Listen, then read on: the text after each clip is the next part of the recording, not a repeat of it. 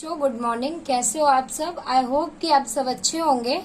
मेरे channel GK GS by आकांक्षा चंदेल में आप सबका स्वागत है। तो आज का हमारा जो टॉपिक है वो है महत्वपूर्ण अनुच्छेद और अनुसूचियां। ठीक है, तो ये टॉपिक भी हमारा 2 वीडियो में आएगा, मतलब 2 पार्ट में आएगा, पार्ट 1 पार्ट 2। ठीक है, तो इसमें हम सबसे पहले डिस्कस करते हैं कि भारत की कितनी अनुसूचियां हैं। तो आपका आंसर होगा भारत में 11 अनुसूचियां। भारत के संविधान में 11 अनुसूचियां हैं।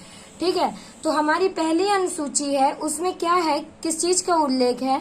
तो हमारी जो पहली अनुसूची है उसमें 28 राज्य और 8 यूनियन टेरिटरी का उल्लेख है।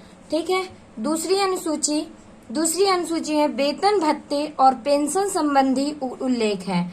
ठीक है, तीसरी अनुसूची है हमारी, उसमें शपथ संबंधी उल्लेख है, ओथ के बारे में इसमें बताया गया है। ठीक है, और चौथी अनुसूची है हमारी, उसमें राज्यसभा की सीटों का उल्लेख है। पांचवी अनुसूची में अनुसूचित जाति और जनजाति क्षेत्रों में प्रशासन का उल्लेख है कि वहां पे कैसा एडमिनिस्ट्रेशन होगा, कैसा प्रशासन होगा वहां पे, उसके बारे में बताया गया है। ठीक है, और अगली अनुसूची है हमारी छठी अनुसूची, उसमें असम, त्रिपुरा, मेघालय, मिजोरम का जनजातीय प्रशासन है। असम, त्रिपुरा, मेघालय, मिजोरम का जनजातीय प्रशासन के बारे में बताया गया है कि वहां का प्रशासन कैसा होगा, क्योंकि हर क्षेत्र की जलवायु, हर क्षेत्र के लोग, हर क्षेत्र की भाषाएं, सारी चीजें अलग अलग होती हैं। तो इस वजह से यहाँ पे ये पर्टिकुलर इतने 4 राज्य दिए गए हैं और 4 राज्य के जनजातीय प्रशासन का उल्लेख है उसमें। ठीक है, हमारी अगली अनुसूची है 7वीं अनुसूची। 7वीं अनुसूची में केंद्र और राज्यों के बीच जो भी शक्तियों का बंटवारा है कि केंद्र के पास ये शक्ति है और राज्य के पास ये शक्ति है कि इस चीज पे बिल राज्य ला सकता है और इस पे केंद्र ला सकता है, या फिर इस चीज का ये राज्य कर सकता है, उस चीज का केंद्र कर सकता है। तो ऐसा करके जो शक्तियों का बंटवारा है वो 7वीं अनुसूची में है। ठीक है, अगली अनुसूची है 8वीं अनुसूची। 8वीं अनुसूची में 22 भाषाओं का उल्लेख है। जो हमारी 22 भाषाएं हैं उनका उल्लेख है 8वीं अनुसूची में। 9वीं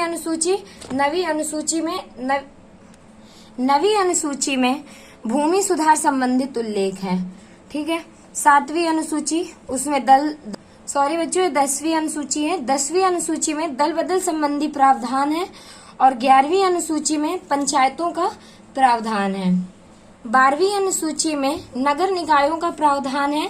तो ये थी हमारी 12 की 12 जो अनुसूचियां हैं। हमारे संविधान में 12 अनुसूचियां हैं। ठीक है, तो ये हमारी 12 अनुसूचियां हैं। इनको आप बार बार देखते रहिएगा स्पीड बढ़ा के। और अब हम लोग डिस्कस करते हैं अपने जो इम्पोर्टेंट अनुच्छेद है, आर्टिकल, तो उनको अब हम लोग डिस्कस कर लेते हैं एक एक करके। तो कुछ आज कर लेंगे, कुछ कल कर लेंगे, तो ऐसे करके पार्ट 2 में वीडियो आ जाएगा और आप लोगों को भी आसानी होगी छोटे छोटे वीडियो देखने में, बार बार रिवाइज करने में। ठीक है, तो आर्टिकल फर्स्ट में क्या है, इसमें राज्य और केंद्र शासित प्रदेश के बारे में बताया गया है। और आर्टिकल 5 से 11 में नागरिकता का प्रावधान है, नागरिकता के बारे में चीजें बताई गई हैं।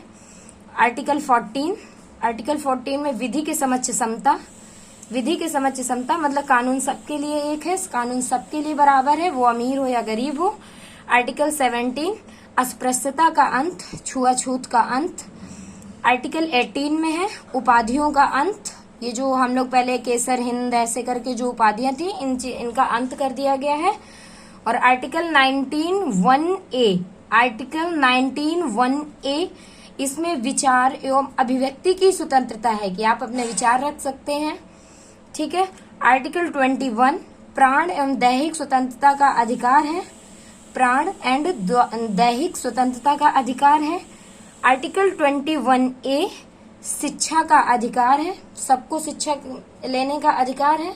ऐसा नहीं है कि कुछ लोग शिक्षा ले सकते हैं, जो अमीर है, जो गरीब है वो नहीं पढ़ सकते हैं, ऐसा कुछ भी नहीं है। ये आर्टिकल 21(a) में बताया गया है।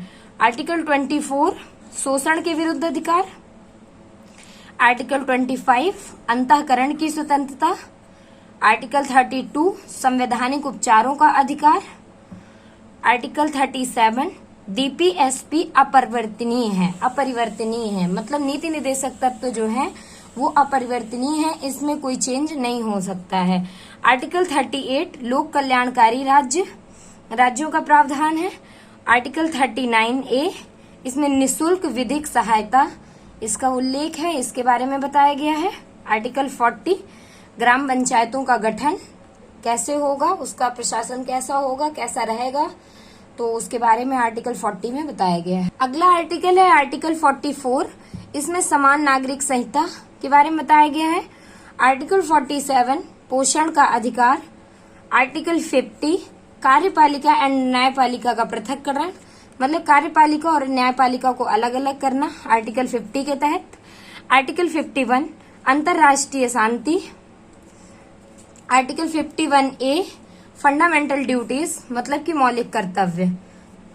आर्टिकल 52 में बताया गया है कि भारत का एक राष्ट्रपति होगा, भारत का एक प्रेसिडेंट होगा।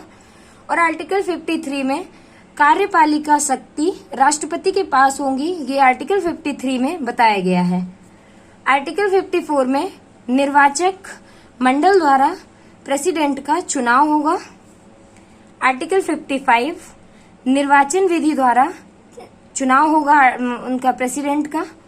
आर्टिकल 56, कार्यकाल होगा प्रेसिडेंट का, कि प्रेसिडेंट का जो कार्यकाल है वो आर्टिकल 56 में बताया गया है।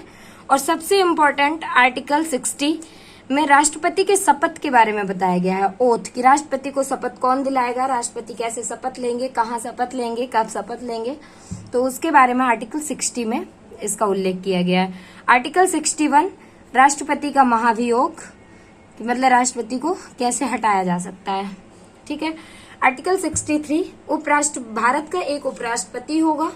इसमें बताया गया है कि आर्टिकल 63 में बताया गया है कि भारत का एक वाइस प्रेसिडेंट होगा, एक भारत का उपराष्ट्रपति होगा। Article 71, president and vice president के चुनाव में जो विवाद होगा, अगर इनमें कोई भी विवाद हो जाता है प्रेसिडेंट और वाइस प्रेसिडेंट के चुनाव में, तो इनका जो भी निपटारा होगा वो सुप्रीम कोर्ट ऑफ इंडिया करेगा, ठीक है, सुप्रीम कोर्ट करेगा। आर्टिकल 72, क्षमादान की शक्ति, कि उपराष्ट्रपति की क्षमादान की शक्ति। आर्टिकल 76, अटॉर्नी जनरल एजी, महान्यायवादी के बारे में है। थैंक यू सो मच, और ऐसे ही सपोर्ट करते रहिए और लोगों को शेयर करते रहिए और पढ़ते रहिए, और मिलते हैं अगले वीडियो में। Thank you so much. छोटे छोटे वीडियो हैं, अगर आप चाहेंगे तो दिन में 4 बार भी देख सकते हैं इनको स्पीड बढ़ा के। और please like, share and subscribe and please support me guys. Thank you so much.